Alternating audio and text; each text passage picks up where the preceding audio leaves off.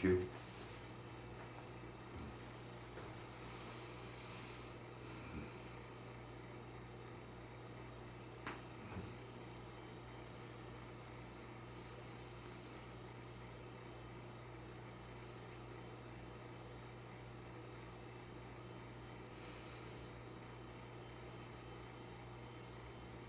Question. Can you discuss why so many spiritually seeking beings are moving away from religion for their answers? Religion's not reaching deep enough for the peeps. Yeah. And it's that is, religion's social function has become obsolete in these times. It's inadequate. It is a step towards some level of recognition of the spiritual side, but generally not adequate enough to carry people to a state of enlightenment beyond their searching. So religion at best should give people the sense that there is a way. There is a way. And then it's a matter less about religion and more about the mentoring process, which alone can recognize the individual and enable the individual to start to find its way, where to put its feet, why, how, when, where, and so on. The mentoring process is superior to religious, social, psychological, or even sort of psychic conditioning as such. Next. How and why have we come to such a hellish condition in the world today, and how best to deal with it? Good question, but hellish for who? Hellish for unenlightened beings, certainly. Not so hellish for those who are enlightened. It's neither hell nor heaven in truth for those who are enlightened. So, for beings who have evolved to the point of recognition in terms of hell, then it's better to find enlightened beings to try and balance out the reality, because the way of the enlightened beings is what they're living, not what they're talking about, but what they're living. So look towards the enlightened beings for a way of life rather than any particular dogma or formula and so on. And then observing, follow how they're living their life from the inside out. And you'll be surprised to see how quickly you move from what is called hell into what is beyond hell, and more of the truth of the spiritual side of peace, love, happiness, and free wisdom. Next. Can you please comment on the idea of a conditioned reality? Is it so, and how do we emerge from it? Conditioned reality. That's a good question too. We are not in a conditioned reality. So we have nothing to emerge from, but we are busy creating by way of identification such a reality. So identification is crucial to either validating such a reality or transcending reality. Next. What is the role of thought and mind, and how can we best use them? Another good question. But what is thought and mind? Exactly. Not asking you for an answer, but what is it? It's more not what it is, but whose thought. And exactly which thought. What mind, which mind, or whose mind is what? For who? We're talking about awareness. That's one reality, perhaps. Conceptually, it could be big, could be small. Talking about mind, could be big, could be small. We're talking about thought, could be big, small. What is the thought that we're talking about? High, low, dualistic, no thought, the thought of no thought. We need to know more about what it isn't and know more about what it is. We need to know more about what it is for who, in every case, for who. See? So we can say an enlightened being may be thoughtful, but may understand the nature of thought, the process of thought. Say an unenlightened being may be thoughtful, but yet suffering because of their thoughtfulness. Every single manifestation of thought may be wearing them down, stressing them out, or in some cases lifting them up. See? So again, who or what, and then the so-called process or function of thought comes into play as something that is relatively necessary, relatively real, or absolutely, whatever it may be, absolutely real. Next question. How do we reconcile that which unites us as people with that which separates us? The idea, dualistically speaking, of union, separation, I say, again, relative, who, what, under what conditions. From another level of viewpoint, everyone is connected. Not merely, well, actually united in a certain way, or one, which is another word that's used in this kind of context. But everyone is both nothing and everything. And love as a result, and karma at the same time, all at once. And so there is the issue of unfoldment. And going back to the question of who is experiencing suffering or enjoying, recognizing or realizing, or transcending, or being what? The issue is who is free and who is not. And what does freedom mean? How is freedom to be recognized or realized? Is one free enough to love from what part of the body is a question. Do we love as thought, mind, feeling, emotion, sex, energy, resistance, self, other, who, and what are any of these things to whom? Does anyone know, beyond thought, processes, or self-reflection, or identification, what their mind is doing to them in, let us say, regards to any kind of questioning or answering as such? Say, who's beyond these kinds of considerations? How does one get beyond these kinds of issues, questions, concerns, problems, dilemmas, paradoxes, recognitions, understanding, and so on? All of these questions point to the requirement or demand for mentoring.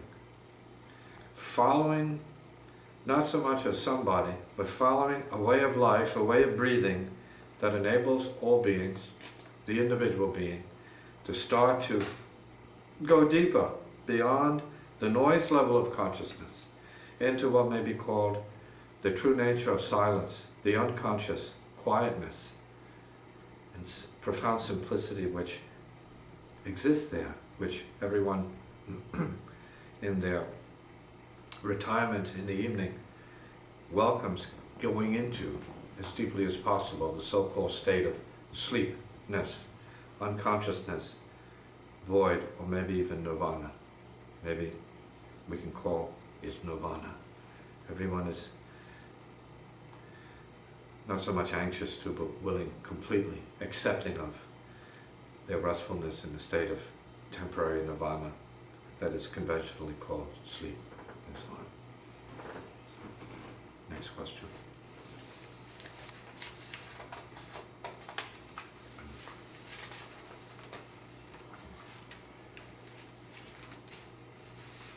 In regard to your music, can you set the stage for unfamiliar listeners and offer a basis for new listeners to understand where you and it are coming from?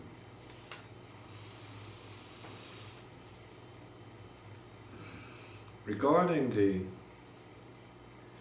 idea of music, so-called idea, so-called music, that is an issue of what kind of, let us say, experience I may be having.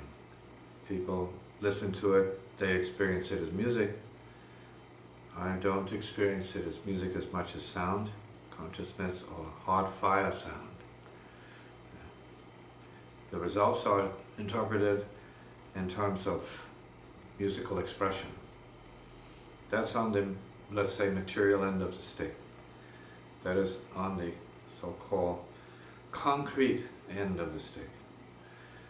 Whereas from my viewpoint or experience or realization of the process, it is basically a dance with fire in terms of sound. So, intensity, infinite intensity, or peace. The presence of peace working with and through nature as such. Or fire, the fire of peace, the fire of silence, manifesting itself in some message form to those who hear it as music. Whereas it is an intelligence that utilizes sound to express itself in not only musical terms, but in cosmic and inaudible terms as well. In terms of silence, in terms of pure, say, clear feeling or knowing, and then ultimately being. Next question. Can you discuss your association with the great saxophonist Pharoah Sanders? We found each other. He heard me play, and he said he wanted me in his band. He knew immediately I was a certain kind of person, or certain kind of man, as he says, a certain kind of man who had a certain quality that he admired. And I guess that quality could be called spiritual in nature. A man of knowledge, he called it at that time. You are a man of knowledge, were his words. You are a spiritual man, and so on. So that, as much as what I was playing, had a lot to do with our relationship at the beginning. Quality of the being, more so than just judgment as to the artist and the artistry, but the spirit the individual came from, if they come from any spirit, so-called, was more important to him.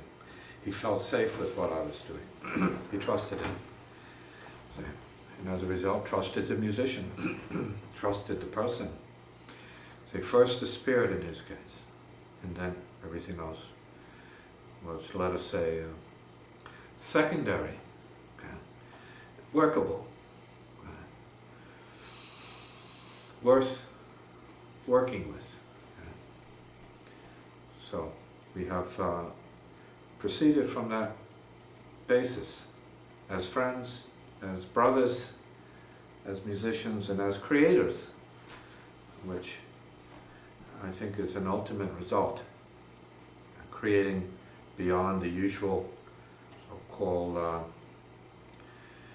programs of music in general, and musicians who seek to accomplish this, that, or whatever, whereas when Pharoah and I got together, there was no search for anything. It was more like opening and letting whatever really is there come through and speak for itself. So with Pharoah and musicians like that, there's a trans-personal, a trans-musical reality that is immediately recognized and worked from without conversation. It's not political, it's not conversational, it's not egoic. It's a very profound recognition and very easy way of, say, relating once you're able to work from such a level. If a level like that is real to you, or what one aspires towards, and it's worth whatever it takes to get to that place, to operate from that place in the spirit of freedom and grace that is that place. Next question. Can you comment further on spiritual expression as a part of jazz improvisation and how that relates to what you do? Another good question. I think in the beginning there seems to be a connection between jazz and spirituality, but it's not real. They are related. I think the kind of spiritual jazz that I play with Pharoah is more real, not the structural jazz that most people conventionally identify with as the thing itself. And it isn't a structure.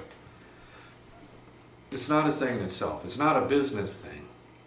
It's not a political thing. It's not a color thing. If it's a spiritual thing, spiritual, yes. Colorless thing. Political, no. Non-political thing. It's a heart thing. So, it's a peace thing. And it's a deep thing. And it has to do with, I think, the core heart value of the human being as a condition of essence rather than some kind of personality, some kind of a, let us say, dictator program, or some kind of bad cat program. It's not about any of that. Okay? It's more or less a transcendent function or aspect of consciousness that enables one to transculturally communicate the truth, the universal truth. It doesn't begin or end with any person or any culture, or, if I may indeed say, any planet, to be fair about the event that we are related to, that we need to play from, as well as all the other particulars that are subordinate to it, that I think we unwittingly make the issue, because we are unenlightened enough to have no choice but to play from karma as opposed to the pure heart itself, which is transkarmic in truth, in nature. Hope that helps you to some degree. Good, next. Can you help us to understand the connections between music, sound, and silence, and how each of these forces work? Well, I'd say that music is the mind. I'd say that sound is more the heart of it. But I'd say that silence is the source of it. Silence then would represent the transcendent side, right? And then everything arises from that. Music is just its mind, an aspect of its mind, a form of its mind. That is, say, music equals mind forms. If we look at it from a cultural viewpoint, from a conventional viewpoint in terms of schools, they're all mind forms. They're all cultural in nature. They are as cultural in nature, binding, and more or less self-generating boxes, prisons, and so on, that do not enable spiritual or creative genius from manifesting its fullness, its full force, its, let's say, radiant creativity or ecstatic freedom. There's something rather, in terms of music, innately inhibiting of these kinds of more powerful aspects of the human and spiritual or soul consciousness. Okay? And that has to do with music as business, and thus as an inhibiting, as a much more constrictive, mentally and emotionally structuralizing mechanism to satisfy two things: the ignorance of the masses and the, let's say, greed of the business, let's say, producers and the manipulators of the ways and means of music as an industry. Can I follow up then to Yes. ask, so silence is beyond or free of culture? Silence, as I said, is source. So Well, it says transcendence. So it obviously has nothing to do with it, except all cultures, all beings have some access to it, but not necessarily consciously as such. But of course it pervades, it is the reality, but it is its own reality. So you best know silence as silence to keep it real. So it's like if you know music, then you have to know it as what it is. And you have to know sound as what it is, which is the basis of most music, working with sound. Physical sound, frequencies, pitches, harmonies. The material world. So it's not the spiritual side of music as such. It's not the real source of music, if you ask me. Sound is a certain manifestation of silence. Silence manifests itself as sound. So the two are paradoxically related as yin and yang. Music as a product is a child of each. So some music, because not of music, but because who plays the music may have more silence in it, but because who plays the music not from what composer it comes from or what tradition it comes from, but who's presently living and playing that music may have more of the presence of sound in it. Or it may have, because music is basically a mental science, it may have more mind in it, which is probably the most dangerous element of all to have in music. Okay? It's the most materialistic aspect of it. Then it is used to control peeps. And music then is no less, no more than dogma, like religion and politics, and should be treated exactly as such. Next question.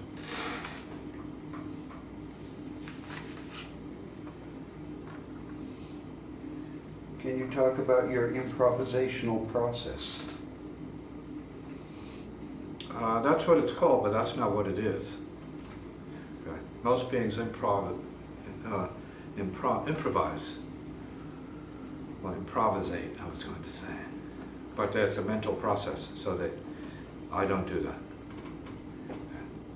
I have nothing to do with improvisation, although what I do is splendid improvisation at that. Okay. It's radical, extreme improvisation, but I don't do that. It's not it. For me, it's my word. It is not improvisation. It is truth. Okay? It's heart, fire, sound, word. I talk as I am, as I live, so it is my speech. Okay? People don't understand it. It doesn't have a conventional kind of basis. That's because I'm speaking as truth, not as anyone else or anything else. I'm speaking then as silence. And so this can be called improvisation because of how it appears, but where it comes from. It's not the mind of improvisation, which is an intellectual approach to, or mechanical approach to formulating patterns, melodic patterns, non-melodic patterns, or some kind of harmonic or non-harmonic progressions and passages. All of that is coincident with the way that I play. Although I can play that way, and so I do have an intellect that can be used that way, and I can do that. But the way that I play, in truth, is not from that kind of mechanical process, as much as people think, because that's all they know. They don't know the unconscious, so they don't know the word that I'm expressing in my music, except for the few, like Pharoah and a few others that are closer to me, who are more deep, the more psychically evolved will understand that I'm speaking from another place. They know that. I don't have to tell them that. They may need others to tell them that, but it's obvious. So it's not exactly improvisation. However, I recommend improvisation as a way to, if it's done properly, to untether oneself from melodic and harmonic and rhythmic barriers and forms of bondage, self-identificational bondage mechanisms or programs, right? Because it's the nature of man to submit to programs and be honored as such, a slave. It is the nature of God as the divine to transcend all programs and to be honored as such. So be it. Next question. You have said As you open, so shall you receive. Can you comment on openness and how to develop and use it appropriately? Repeat the question, please. Can you comment on openness and how to develop and use it appropriately? Openness is very simple. You stop, you look, you listen, and you open. Be receptive. Beyond your programs, beyond your preferences, beyond your tendencies, beyond your habits. And of course, you can include all of that, but you have to be beyond that to properly open into the emptiness, which is your source, your true heart, nature, and thus be refreshed, replenished, regenerated, reinvigorated, right? Recreated, resurrected, as such. Openness is good practice, especially if you open to silence, into silence, as silence itself.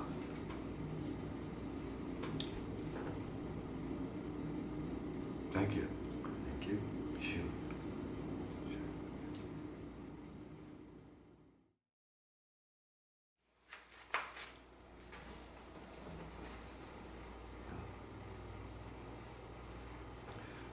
First question.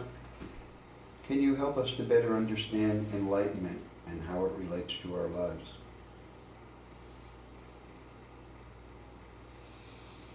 If we are going to understand the concept of enlightenment, we have to somehow understand what unenlightenment is. And so if unenlightenment corresponds to the idea of suffering, then you're saying then, how do we get beyond suffering? Without even using the word enlightenment, because getting beyond suffering implies the same. Well, I think we have to take a good look at suffering, or whatever that might mean to the individual, and see, rather than just look, ask what is really necessary to be doing right now. Is it necessary to be suffering if you can perceive that you are suffering in any way, physically, emotionally, causally, in terms of memory, mentally, in terms of thought processes, egoically, in terms of self-identification, and relationally, and so on, and then maybe etherically, in terms of having a bad psychological basis, or some kind of a problem with your willpower and your drive to do things, and so on. River of blood consciousness, how does that play into what we are suffering in terms of programs and tendencies and other kinds of stuff that we may have inherited that may be more biologically the case than psychologically the case, right? Physically speaking. So, once we are able to embrace the fact that we don't have to suffer, that it is a program, then enlightenment becomes much more probability, more like what's really happening, what is or should be happening, right? Being happy, being of service, being open, being creative. These are part of the, let us say, manifestations of enlightenment. Being joyous even, right? Totally open to helping others in a spontaneous manner, say, joyous, and having no problems with creating what needs to be created at the same time. So there's a certain kind of availability relative to enlightenment that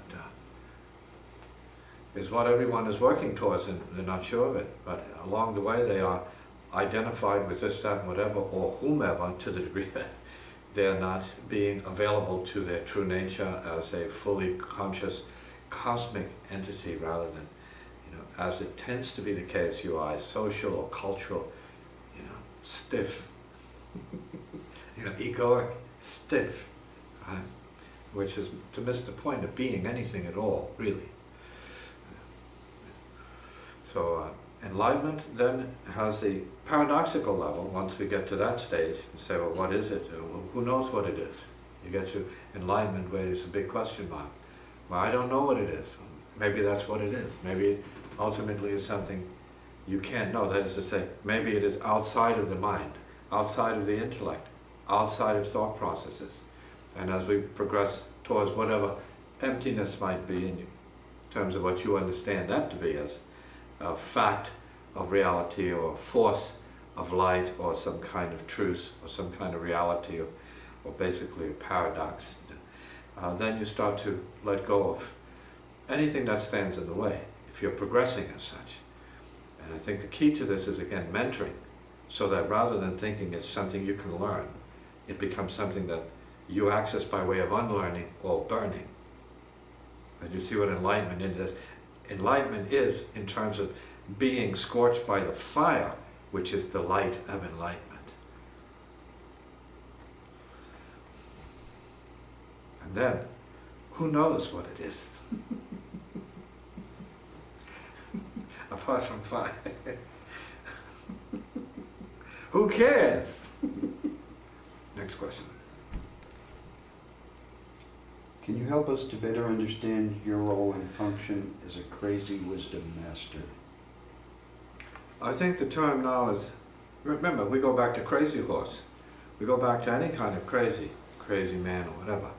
I think this refers to a certain kind of liberation or unpredictability that arises, a certain kind of inevitable condition, bursting out, breaking through, that comes with, let us say, a purificational process or catastrophe, something that is extraordinary in terms of pressure that causes a breakthrough or breakdown of the ordinary state of consciousness. And that can happen so easily when you are shocked and you are frightened out of your self-consciousness, or blown out of it, say, pushed out, pulled out, burnt out of it, ripped off completely, obliterated, annihilated, killed. Huh? You're totally killed. You're dead. Say, is that beautiful?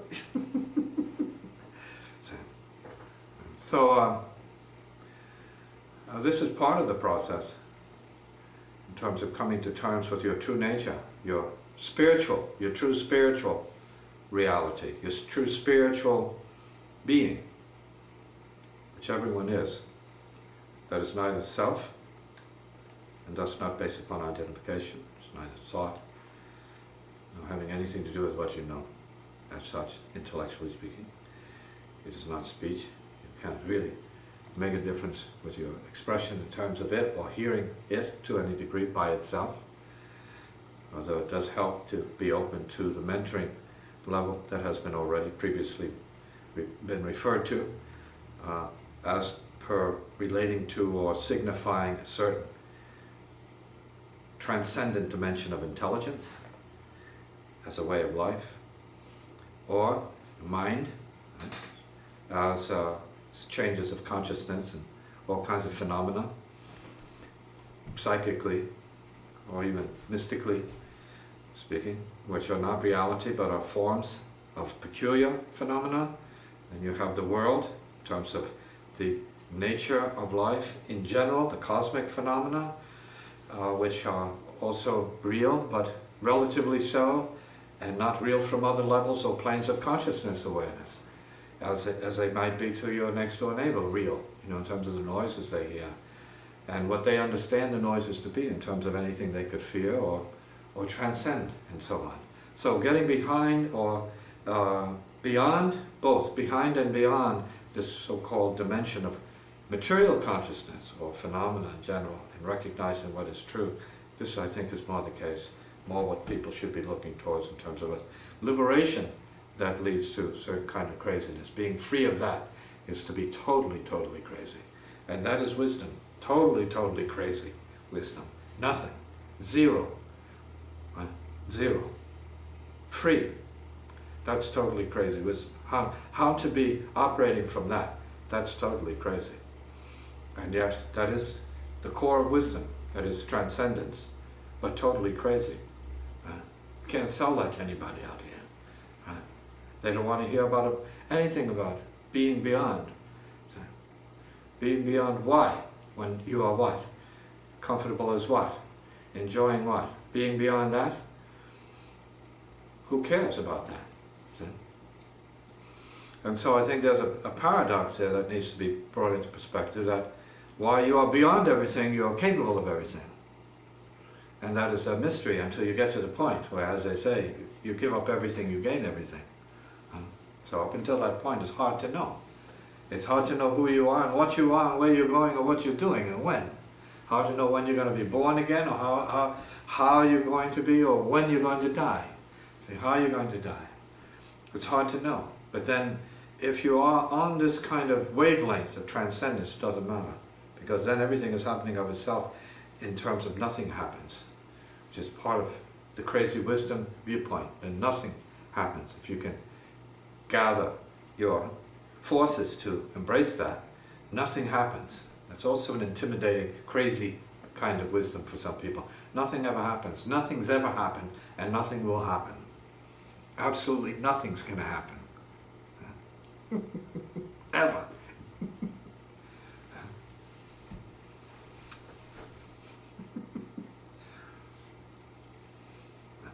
Next question. How do discipline and freedom relate to one another? The discipline is freedom, and freedom is the discipline.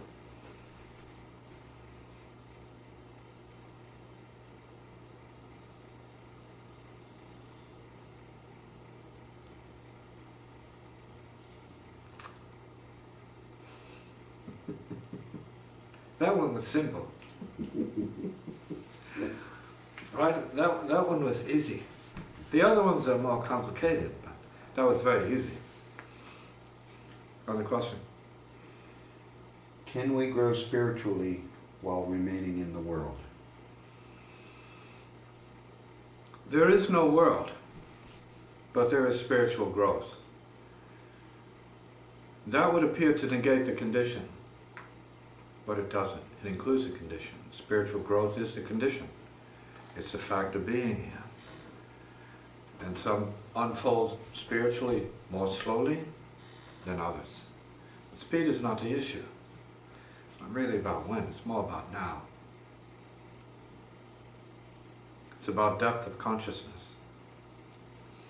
Not about there, but here-ness. It's not about identity, but it's more about being. And then it's not about thoughts and concepts. It's non-conceptual, non-dual realization at the same time. So it's kind of like beyond conception, incomprehensible to the ordinary, logical, linear form of intellectual apprehension of phenomena, data, knowing, and so on. It is truly a cut through, let it all burn, recognition of what is real. In terms of vast nothingness, silence, infinite space, spaciousness, openness, graciousness, grace, heartfulness, zero, the heart space of zero, the zero heart space,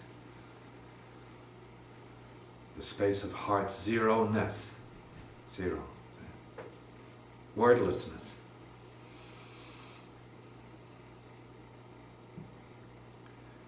Simply breathing. That's good practice. Now, and now, and forever. Now, only now, beyond now. Good practice. Nothing happens. Everything is what it is, as it is.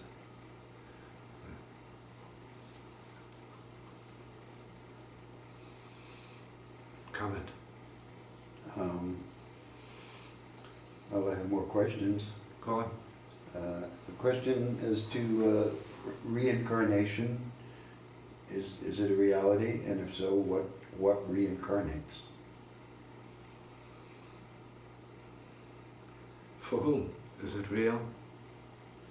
I think is more the question. For whom? What are you interested in terms of resolving or knowing by way of reincarnation? because there are traditions that are based upon this principle. And the manipulation of the forces of transmigration. But that's their dharma. They have to do that. Is that true for everyone? We can speculate, say, oh yes, to some relative degree it must be.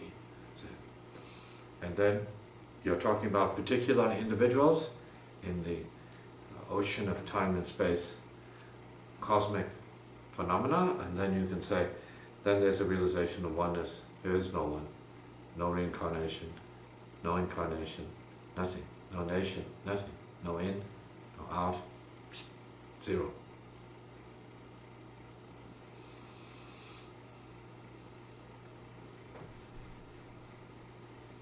No particularization whatsoever. And thus no search, no curiosity, no need to know, no learning anything about things. So we're talking about knowing and going beyond knowing.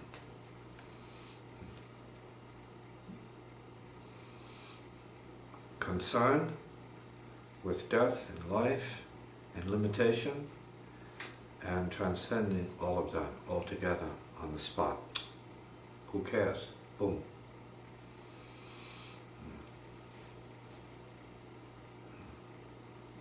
Now, many do care, and that's their business. Some have to care because their business is to come back in some form or other.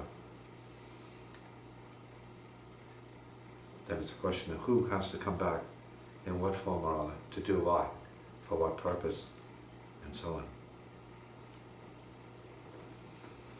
When you have to come back, you deal with it. When you have to go, you deal with it. Right now, neither are the case. So you have to deal with that. No fear here. Next question. Can you comment on things like I Ching, Tarot, other methods of divination? Are these useful? Do they serve a function? It's all about your mind. Because all any divination process can do is reflect your mind, your condition, your state. Everything is a mirror then. Even the guru is a mirror to you. See, mirroring what? I think that's what you need to know. You need to come to terms with what are you seeing and hearing relative to the guru that has anything to do with the world as such. Because you're already so much a part of the process of identification relative to world and self as different realities, the inner and the outer. So you have to figure out what it is of real value. It's transcendent nature that the so-called guru as mentor lives to you, so that you enter the realm of peace, not the realm of concern, transmigrational, let us say, progressional concern relative to that. Past, present, or future as such, because in truth there are no such references as past, present, future, other, self, and so on. These are marked up formulations of communication that serve conventional means alone, beyond which there is silence and true nature, original, true being, and so on. The idea is to be able to bring one to the other, be able to operate from true, transcendent being in a world of apparent, or let us say, conditional being and non-being, that is, becoming. Some people are being this, that, or whatever because they're becoming this or want to become that, or wish they had become this or that, or sorry they had become this or that, so forth. So, finding the right mentoring process as mirror, enabling one to see, perceive, or recognize, or know the ultimate deepness of being, true, peaceful heart nature, radiant, silent fire as such, heartfulness will be the most beneficial means towards peaceful resolution to the search. Peaceful recognition of your true nature and peaceful service to other beings, one's peace and only peace becomes your practice.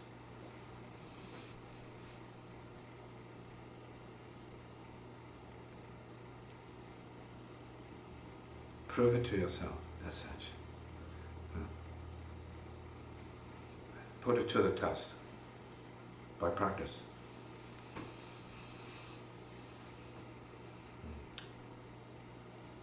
Next question.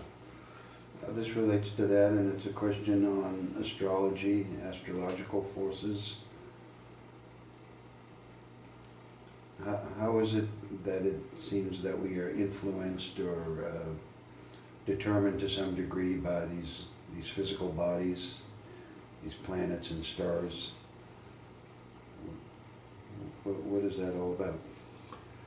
Well, there is a level of consciousness that really demands recognition that we're sharing space, this thing called space, from the point of view of physics beyond the universe. There's no doubt about it. We're breathing stardust, we're being that, we're born of it. It's part of the continuum. They're finding particles of different planets and meteors and stuff like that. Asteroids here, which is part of the, let us say, continuous seeding of the Earth, or just planetary evolution, which is this exchanging of debris from all over the universe. Right? We are part of the original Big Bang, or whatever they want to call it, the latest, kind of explosion, or the latest catastrophic movement of this part of the universe, let us say, because while science prides itself on knowing in terms of limitations and effects, it really has not very much to say about what caused this whole thing to begin with. So it's really at a loss for understanding the transcendent mystery of life itself, because while it seems to be scratching at the asshole here of the Lord of the universe by all of its research and finding out that there may be trillions of galaxies right here around us, this may only be a particle of the real cosmic universe, say, that is so beyond our mind, we're not ready to even imagine it, let alone, come to terms with what it could be. we can't get along with our neighbors. Come on now. This is very funny. We're really not ready for anything more. So, especially now with these kinds of paranoid delusions that are widespread on the earth in terms of like the solution in the form of terrorism, or whatever they want to call it, because violence is the nature of the human race. It's violent by nature. It's born of the earth, which is a violent entity.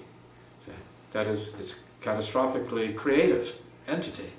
It's a being that is continually changing and adapting itself to the universe and its position in the whole machinery, or the circus that we can call the universe. So, this is part of the whole process that people have to come to terms with, that life is dangerous, that God is as source, the ultimate murderer, the ultimate killer, the ultimate destroyer. It is Shiva. You're here to die, and there's nothing you can do about it. You can't negotiate that with your God. You were born to do that. And this is part of the beauty of it, because it's real. It's real. God, as it says, is love in the meantime, because when the time comes to be blown to smithereens, at each and every death, blown to smithereens from one dimension to another. When you come to terms with that, and you have maybe it's too late to recognize exactly what was going on at this point, so it's better then to die by way of guidelines into a certain kind of process of true recognition of the nature of phenomena as emptiness and light, and going back to that right now, and dealing with that in this moment, rather than waiting until you are squeezed like a grape out of your body, when it's too late to be able to celebrate that which you can celebrate in this moment, having come to terms with it as such.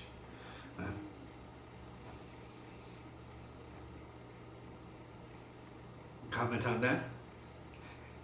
No, but I have another question. Very good.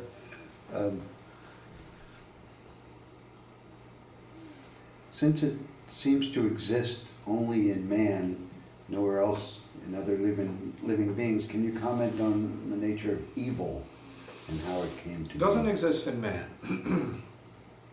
Such a thing exists in the mind of man, you see. It's a projection. It's an interpretation of what is. See? It's an interpretation of nature. It's an interpretation of the fact or the forces of yin and yang. The Hindu trilogy, or trinity rather. The Hindu trinity. Creativity, preservation, creation, preservation, and destruction. Really the same thing. So one is really not beyond philosophic distinction in terminology other than the other. There is no such thing.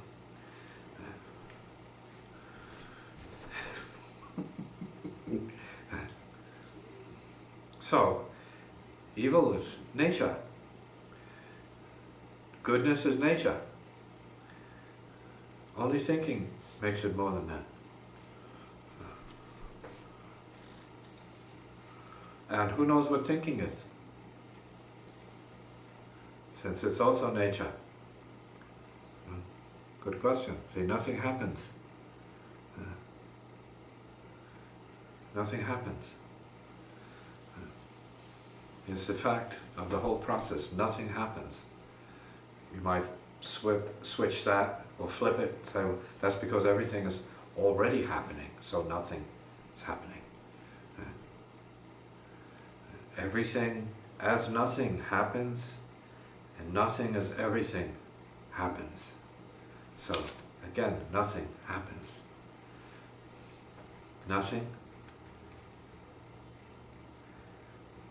happens. And neither nothing nor nothing happens exist.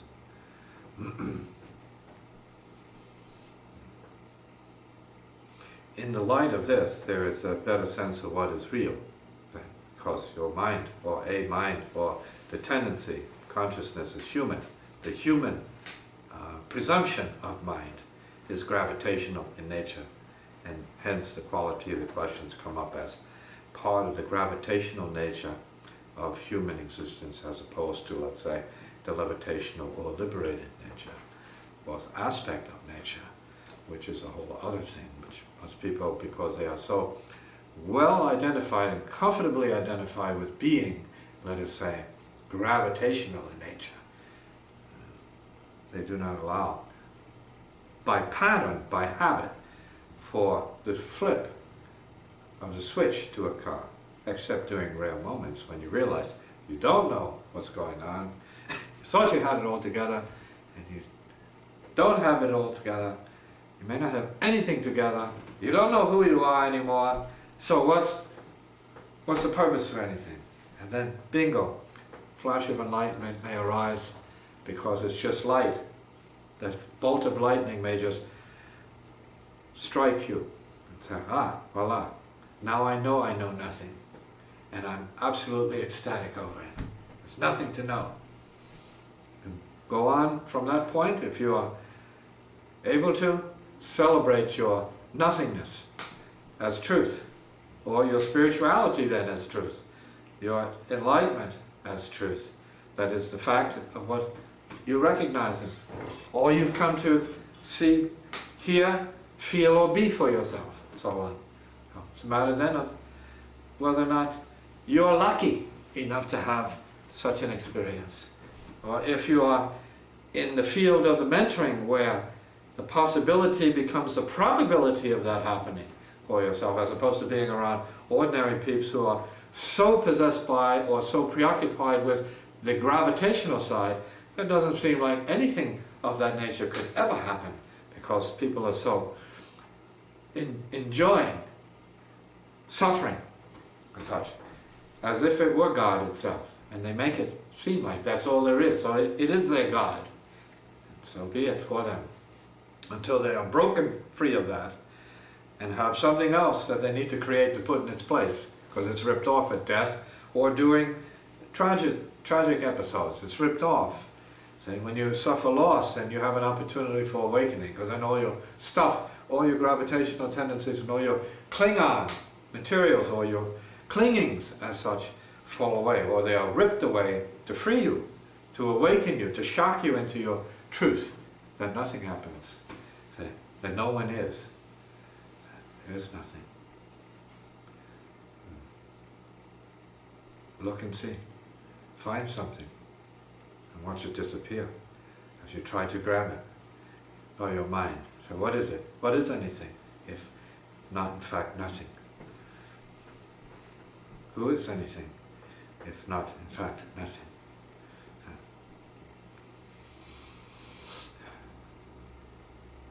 Next question, because you have a nice series Well, I of have a questions. more comment on that one, if I may. Yes, of course. So I'm still trying to understand this. Wouldn't evil be perhaps defined as imposing suffering or intending to create suffering in other beings? Not necessarily. That's not evil. Ignorance is that. Ignorance is the mother of evil. Enlightenment is the dispeller of evil and all such presumptions or confused notions of reality as such.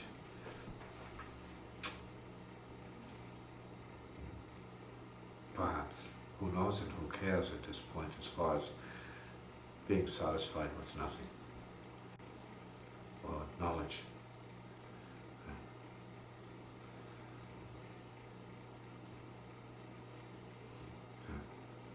No knowledge, knowledge of nothingness, the nothingness of knowledge, and so on.